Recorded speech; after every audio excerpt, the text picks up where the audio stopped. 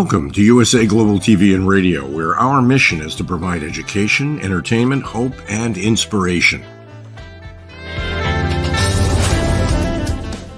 USA Global TV and Radio connects you with experts and audiences all around the world every single day to help you succeed in business and to live a richer life.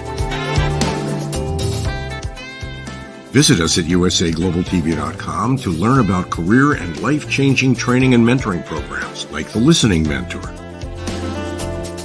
Subscribe to our newsletter to stay informed about our special programs and offers. Discover how you can become a guest on one of our shows or a host or producer of a USA Global TV and Radio show of your very own. That's USA Global TV and Radio, where the doctor is always in.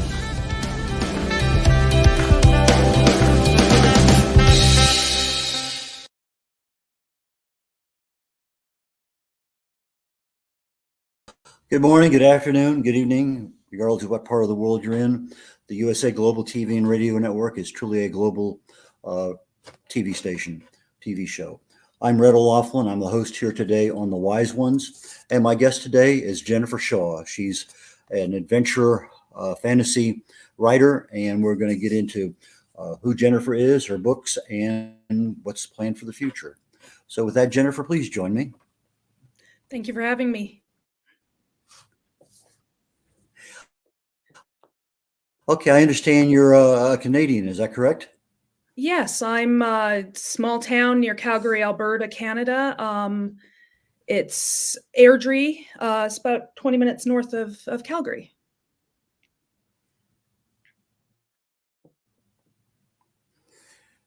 And when did you start writing? I started writing 32 years ago. I needed a hobby. Wow. Or needed an outlet. It became an outlet for me, then turned into a hobby, later became an obsession, a passion, and now it's just cheaper than therapy.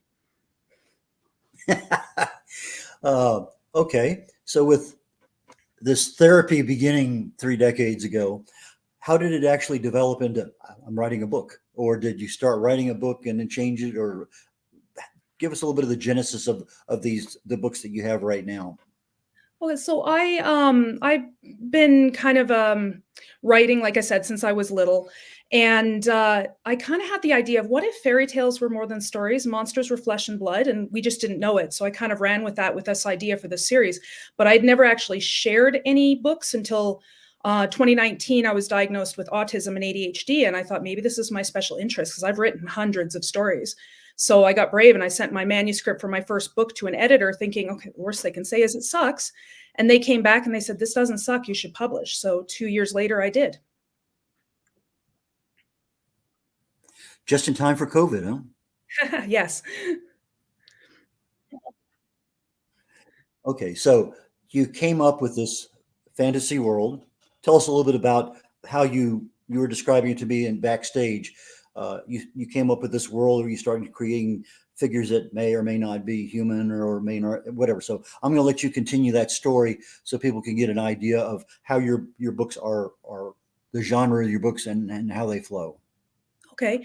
Yeah. So my genre that I write in, it's very much a magical fantasy adventure. I've got some action adventure because I get bored really easy. So I like to be entertained. And I also have a lot of supernatural and suspense elements kind of sprinkled throughout. I've drawn my inspiration from like the Merlin tales, but I've always been a big fan also of the Supernatural TV series and the Game of Thrones and kind of entwine those in there. At the same time, putting wholesome messages into my writing as well. Are your characters consistent throughout the books? I strive very hard for them to be consistent. I have a background interest in psychology, and I've worked really hard to have my characters with depth and their motivations. And each one of my magical races, they have their own religions, traditions, political systems. I've tried to go back to the original mythology wherever I could as well. Now, you said you were diagnosed with autism or ADHD or whatever. What prompted all that? Were something going in a different direction in your world and you just needed some help? Or because doesn't that usually occur much earlier in life? It does usually. I was diagnosed following my son's diagnosis, and he was going through this assessment. It's called the ADOS assessment. And all the things that they were asking questions about and flagging as red flags. I'm like, I've done those my whole life. So following his diagnosis, I was assessed myself under the ADOS assessment and come to find out that I have autism and ADHD. Well, that's kind of interesting. You're trying to evaluate somebody else and you're evaluating yourself at the same time. Yes. When you wrote your first book, how long did that take? The rough draft for my first book took me about 2.5 months. The editing takes 3 times longer at least. And because it was my first book, I had that one edited a whole lot more because I wanted to make sure that I knew what I was doing. And did you hire a developmental editor or some other people help you? How did that process go where you're developing characters and locations and continuity and everything? Yeah, no, I hired an editor. I think you get kind of so in depth into your story that you kind of lose track of your writing. And so I've also wanted to work with editors who would teach me the mechanics of writing so that I could become a better writer as well. So yes, there's a developmental edit, then there's a copy line edit, there's a proofread and all that stuff that goes along with it.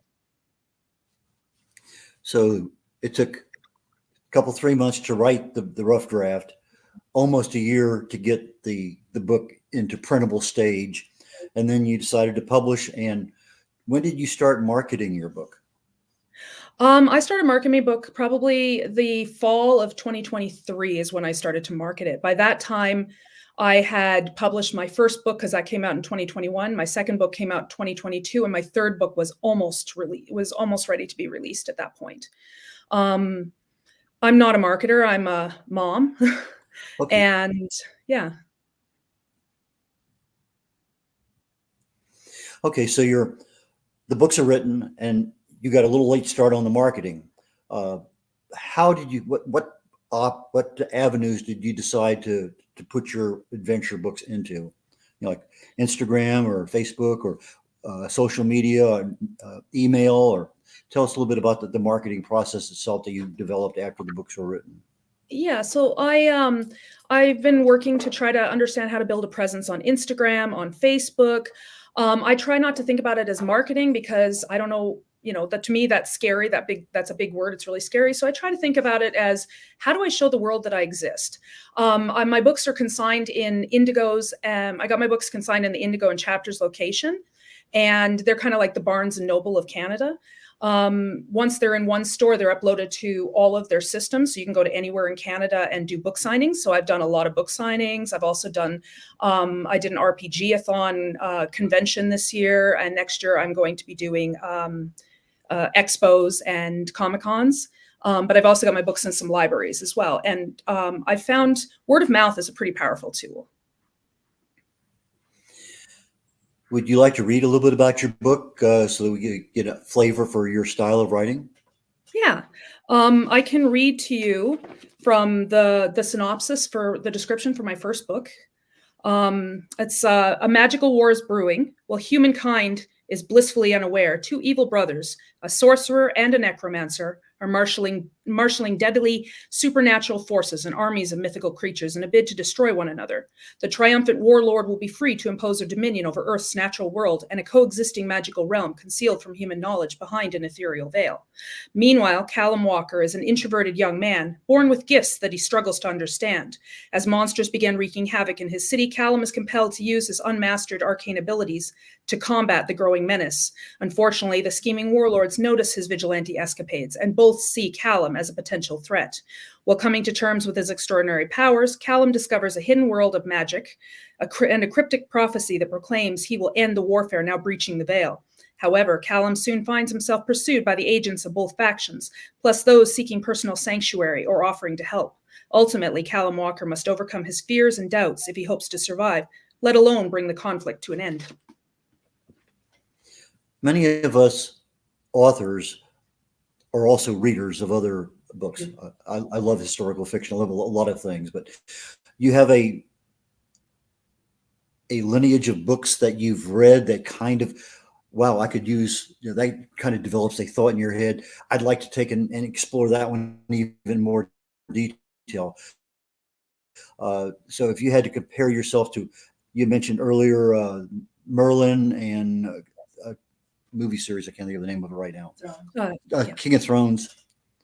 How do your books compare to those? So I've drawn elements. I'm very much, I like the, and through the Game of Thrones series, I was reading that. I liked that there was a lot of political stuff that was brought in. It wasn't, there was a bit more than I was used to, but I liked that idea that everybody is kind of connected in such a way. I've also, I'm a big fan of the Supernatural TV series, and I liked that, unlikely heroes fighting the good fight, those kind of things. And then the Merlin tales, nobody starts out as being an expert magician. So you have to start from somewhere. I grew up reading, my mom was an English major, so I grew up reading like the Emily Bronte, Thomas Hardy, Joseph Conrad, and lots of Shakespeare and stuff. So that's where my early reading came from. It was very boring, but there was a lot of elements that I found interesting. I also read the Odd Thomas series by Dean Koontz, which gave me a lot of inspiration for my unlikely hero for Callum Walker. Okay, so you have your characters. Do you have little images of them so that when you're developing their text for your book, that you can look up there and almost see that person speaking to you? I tried that, but I found it very distracting. Some of my characters, I do have to pull up pictures and just kind of get an idea of what to describe. But I really just picture them in my head. Okay.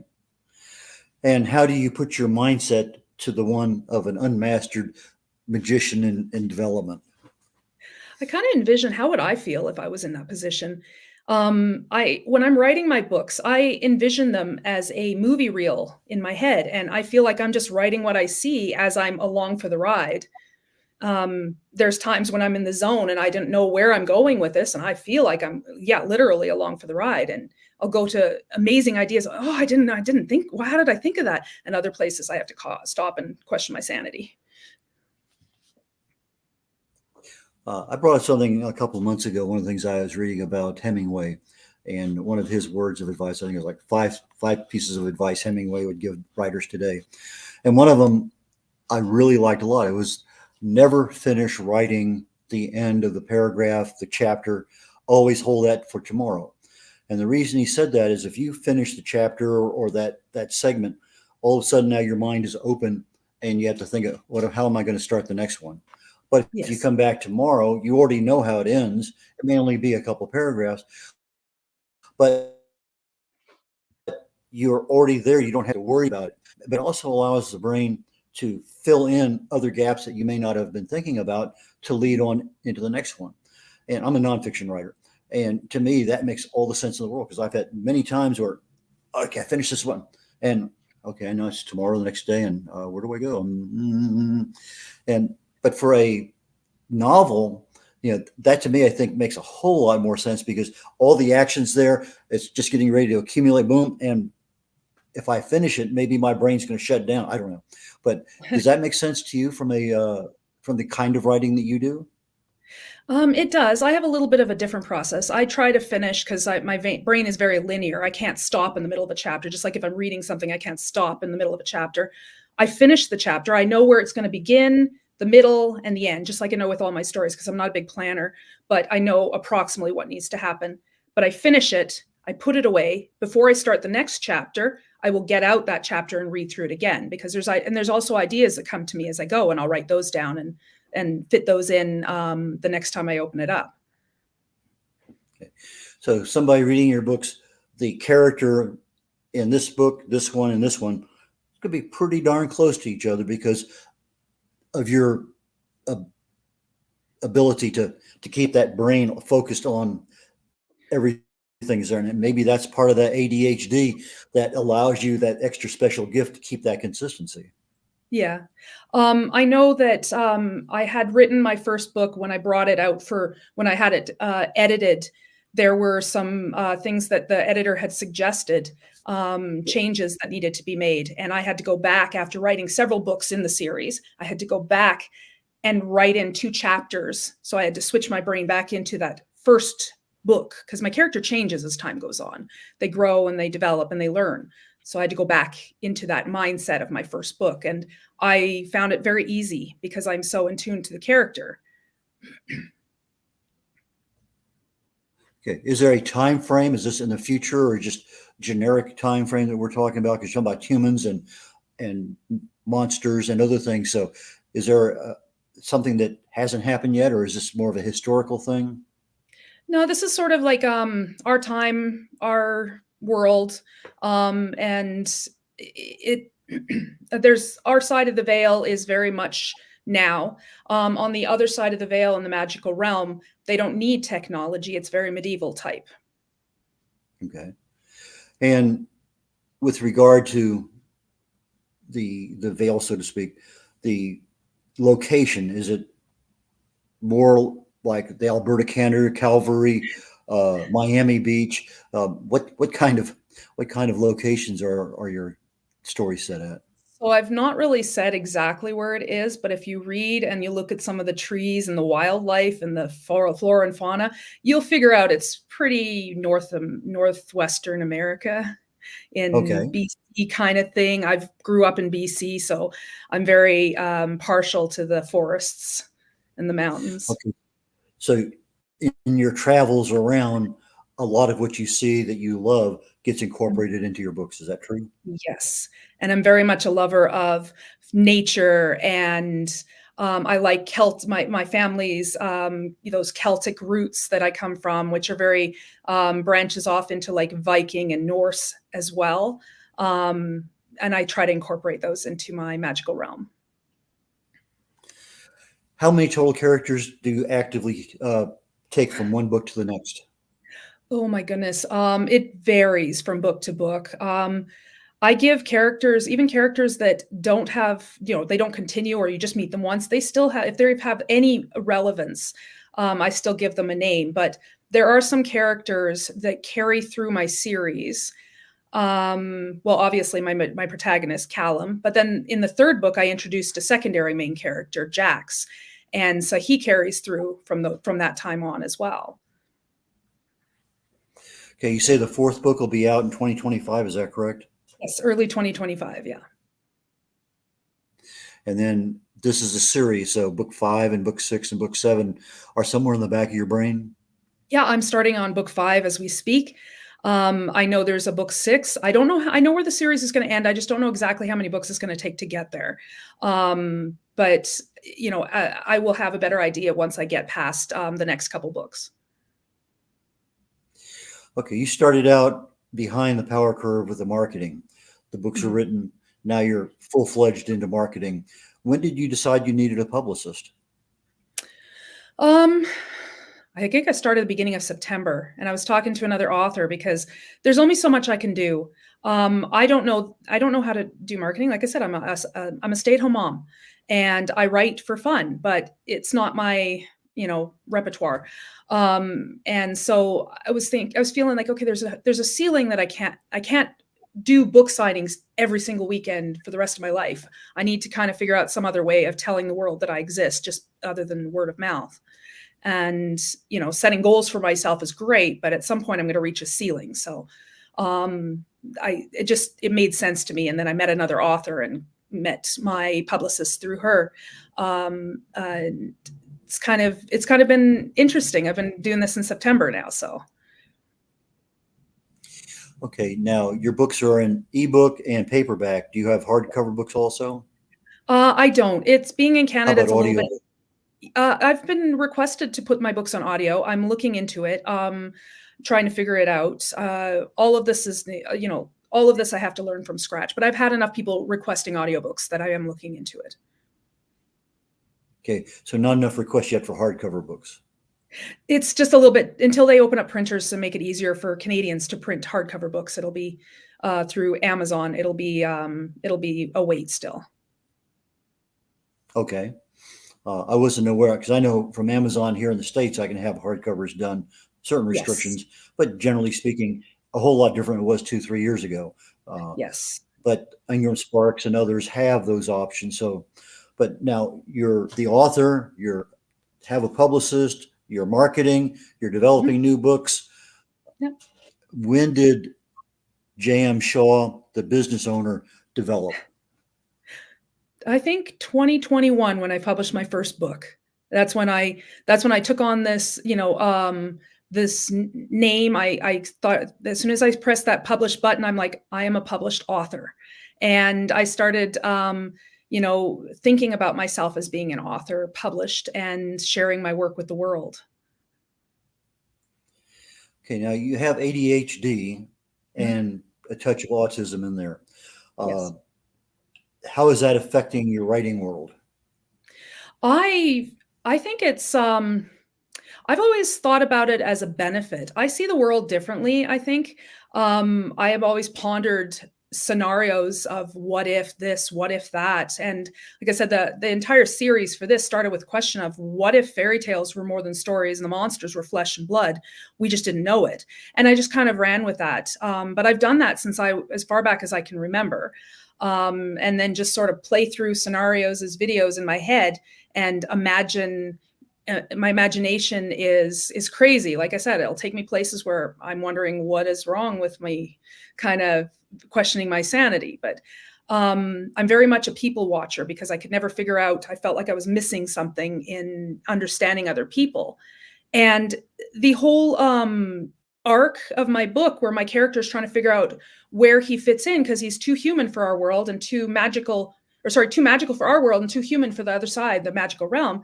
Somebody pointed out to me, it's like, well, that kind of mirrors your journey and trying to figure out how you fit into this grand scheme of society. And I was like, oh, it totally is. So I guess I am writing. It's my story I'm writing. Okay, let's talk about your titles and your book covers. Okay. How did you come up with the titles, and how did the book cover convey that kind of book to the casual looker in a bookstore? Well, my character is very much a traveler, so it made sense that I would have my character walking away on a journey.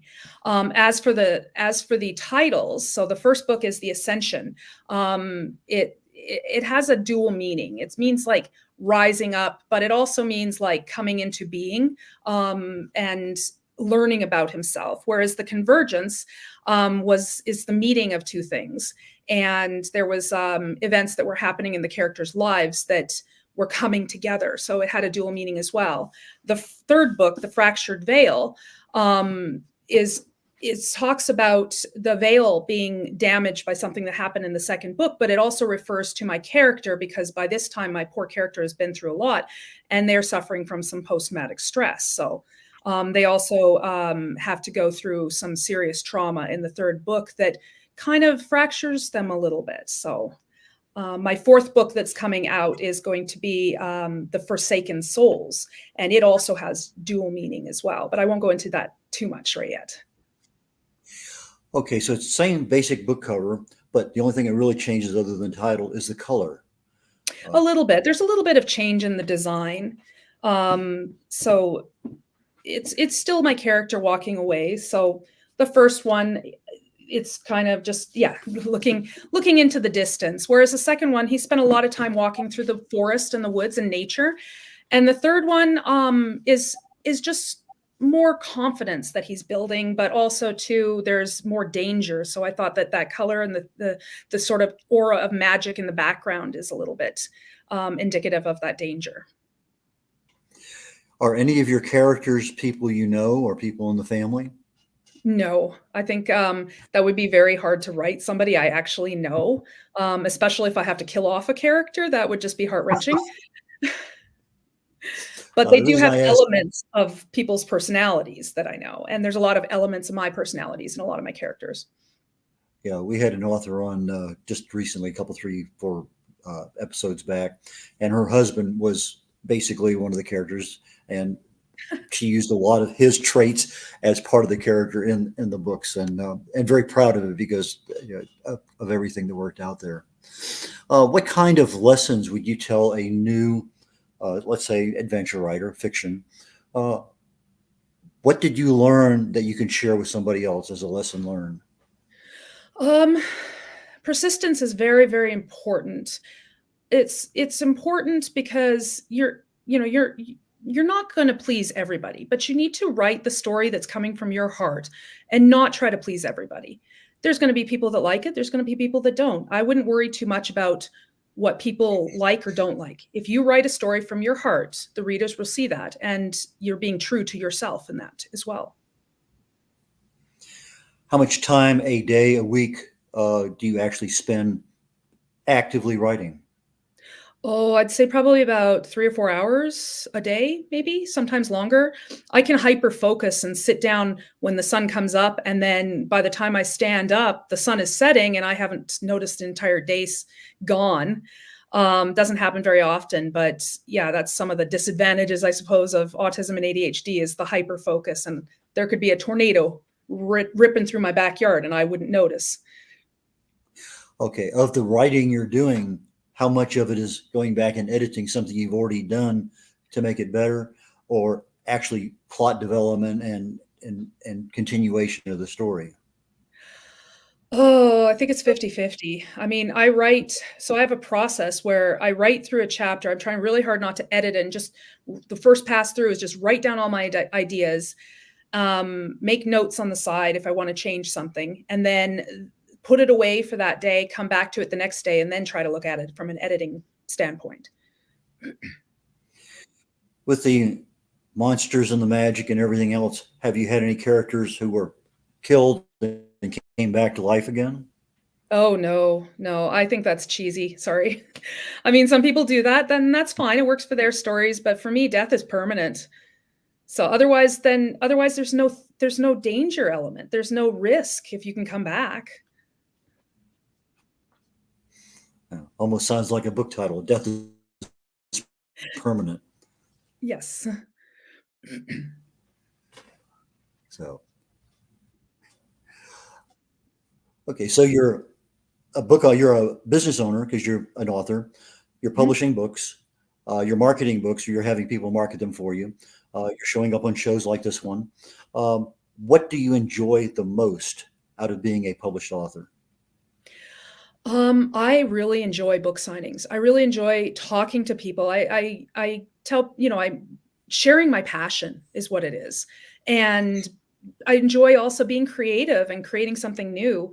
I dread the day when it, doesn't become a passion for me and it becomes more of oh, this is something I have to do. This is work. When it becomes that, I have to step away and go do something else because I'm not going to have the same creative, muse going into it.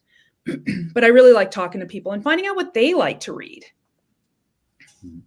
I'm not as familiar as I probably should be with ADHD and autism, but is this something that cycles through and some days you're far better than others, or is this something that's fairly consistent, low level? How does that affect your non-writing life? Yeah, there's some days that are better than others. There's a lot of anxiety and I have a lot of like OCD tendencies and stuff. And I have two very busy boys that are very loud and I have sound sensory issues. So I get very overwhelmed and it's a struggle. And writing has kind of been that escapism for me. When I become oversensitized to the world and everything that's happening, it's been my gift to myself, my self-care and such. How old are your boys? My oldest is 10, my youngest is 8. Great ages, absolutely Yes. great ages. They are soon to be teenagers and the world changes just a little bit. That's frightening to think. They'll be driving in what, like 5 years? My oldest will be driving. It's almost scary, isn't it? Yes. I know my 8-year-old says he's got a girlfriend now, and I'm like, well, I don't think it's real, but I don't remember dating in my youth until I was 18, so. This world changes so much. Do you use any AI at all in anything you do? Artificial I don't even know. intelligence? I'm not very computer literate. I wouldn't even know how to use it. I hired somebody to do my covers. So if she uses AI to do some of the covers, I have no idea. But I don't try to use any AI. I write out everything. I send it to my editor and they read through everything and they're not using AI. So, I mean, I just figured out how to schedule social media posts last couple weeks ago. So I've used it in proofreading in Mhm, order to say I want this proofread for 7th grade level. So I mhm, have my intellectual property, but I use AI as a tool, just like a spell checker. And mm, sometimes my words get carried away or too long or too ambiguous or whatever. And I find that helps a lot for me in that particular regard. Again, I write nonfiction. When you yeah. start getting involved with magic and potions and monsters and everything else, I'm sure there's all sorts of weird spellings and words we don't always run across on our normal vocabulary. So, do Yes. you create some words for things that are going on? Yes, I create, so the names of some of my fantasy creatures, I've gone to a website that helps me to generate just random names, I guess. I guess that would be maybe that's considered AI. And I pick through those and see, okay, I think I could remember to spell that one. But then there's some where I'm just like, yeah, you know what? I think this character should be Frey. That's a good name for a little tiny fairy.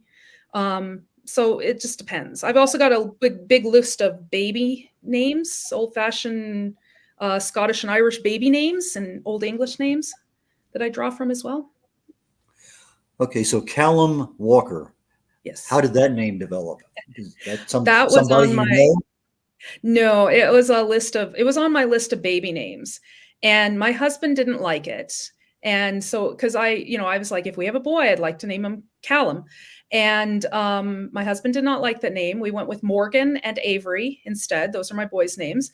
But I really wanted to use that name. So I created this character with that name.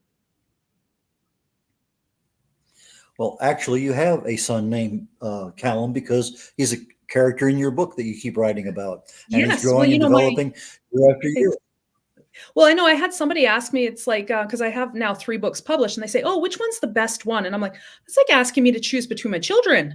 You know, you can't do that. You can't ask that. But so I guess in a way it is kind of is my creation and my artwork, kind of like my child. Okay, from my personal perspective, do you get more writing done in the winter up there in British Columbia, or is it something that you need the snow being gone where you can go out and get some fresh air and sunshine? Every season gives me different inspirations. Winter's kind of one of those inspiring ones. But as soon as the leaves start to change color in like August, September, that's when I really start to feel inspired to create and write. When spring and summer hits, I want to be outside. We don't get very long summers up here. So as soon as the sun is out, I want to go hiking and biking and running and being outside. I don't want to be stuck indoors writing. Uh, what's the best vacation you've ever been on? My husband and I took our very first vacation as just without the kids this summer, and we went to San Francisco. We'd never Oh, wow. been anywhere. I think the most we'd ever done is one weekend at Fantasyland Hotel with the kids, and it was not very fun because they're very wild and they don't like to sleep. And yeah, it was very tiring. But this was the first time away for a week without the kids. Yeah. Okay, so when you have free time, what do you do for fun? Um, I play piano. I go running. I've been training for the same 5K run for the last 5 years, and I keep getting injured. So I'm going to continue until I can do it. I'm also I've done martial arts for many years. I've got blue belt in karate. I'd like to get my black belt one day. And just different things I like to try. Like I would love to learn horseback riding, and I like hiking in the woods, and just anything to do with being outside in nature. Okay.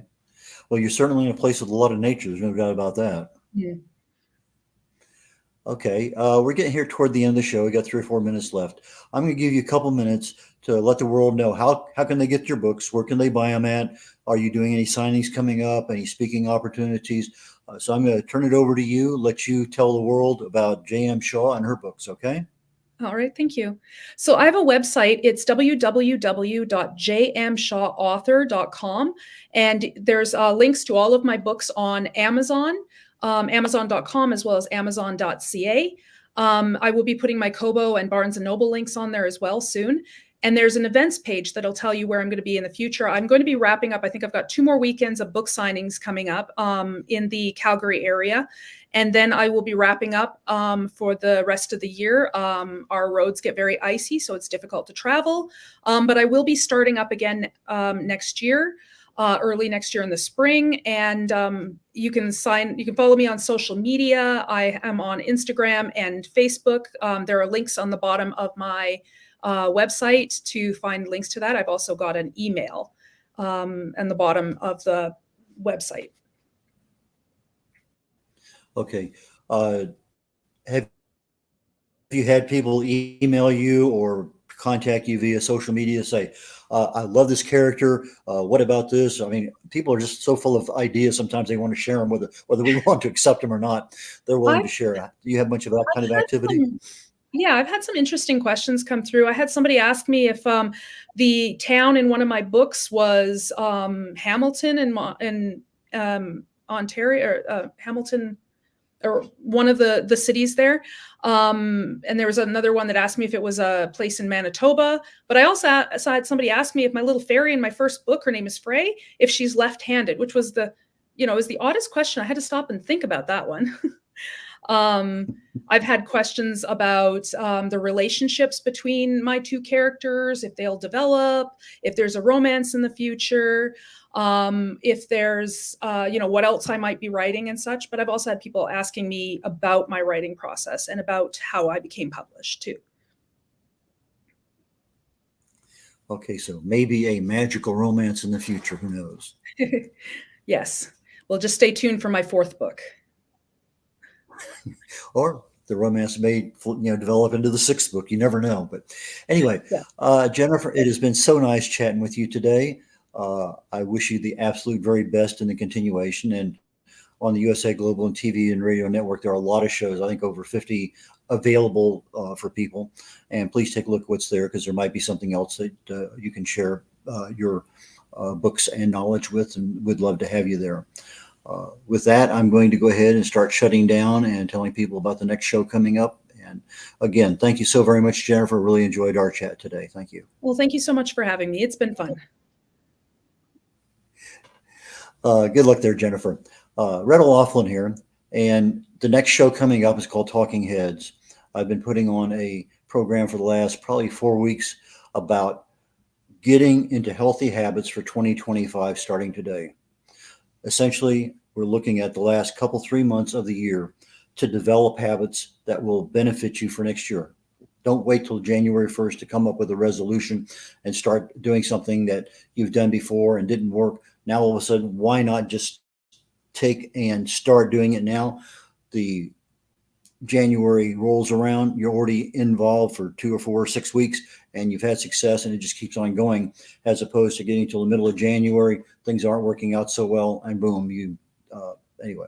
So that's what we talked about. Most everything up to this point in time has been on mindset. How do I get my mind wrapped around what I need to do in order to be successful next year? Because our subconscious mind is one it's difficult to understand, but it's very, very simple. And one of the simplest things to understand about our minds is the fact that our subconscious mind controls 95% of everything we do, but it cannot tell the difference between real and imagined.